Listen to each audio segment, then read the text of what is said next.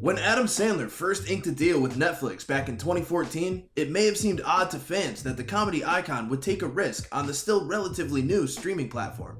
In hindsight, it appears that Sandler had more insight than anyone on where the industry would head, and his deal, re-upped in 2020, positioned him to have continued success. However, Sandler's history with Netflix isn't without controversy. In fact, Sandler's first Netflix film, The Ridiculous Six, earned both him and Netflix some bad press when several actors walked off set due to a series of offensive jokes. The Ridiculous Six was Sandler's first original film on Netflix, and one of the first films that the streaming service ever produced. The Ridiculous Six catered towards a more family-friendly audience that would have supported Sandler's films in theaters.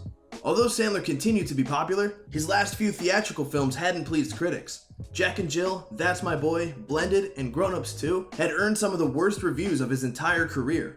On paper, The Ridiculous Six looked like it had the potential to be the next Sandler classic. The film was directed by Frank Corsi, who had helmed some of Sandler's better films, including The Waterboy and The Wedding Singer.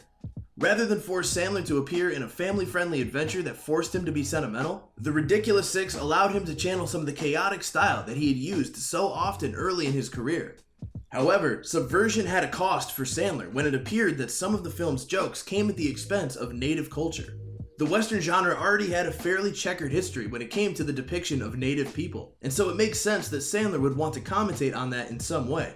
However, jokes made about the Apache culture and tribal traditions reportedly inspired dozens of native actors, including the film's cultural advisor, to walk off set in protest. In an interview with The Guardian, Navajo Nation tribal member Lauren Anthony and film student Allison Young stated that they had walked off the set due to the film's lack of sensitivity. Young said that she had broke down in tears and said, quote, "A film like this should not make someone feel this way." Anthony reported that when she had raised her complaints to Corsi, the director had simply told her that the disrespectful jokes were intended to be comedic, and that anyone sensitive to the film's humor could leave the set. Although the controversy certainly painted the film in a negative light, the reports of mass walkouts may have been overstated. The New York Daily News reported that only 4 of the over 100 native actors working on the film had actually left the set, and that many of the native performers came to Sandler's defense. Ricky Lee, a native actor who had stayed on set, said that while the detractors had raised legitimate issues, criticizing Sandler and the film's writers was, quote, "the wrong battlefield." As odd as it may seem now, The Ridiculous Six ended up becoming surprisingly influential. The film established the precedent that viewers would watch anything if it was available on a service that they had already subscribed to, despite horrible reviews.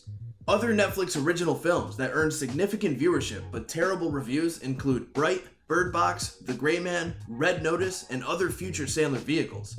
That being said, the offensive jokes in The Ridiculous Six are one of the many reasons that the film has little rewatch value.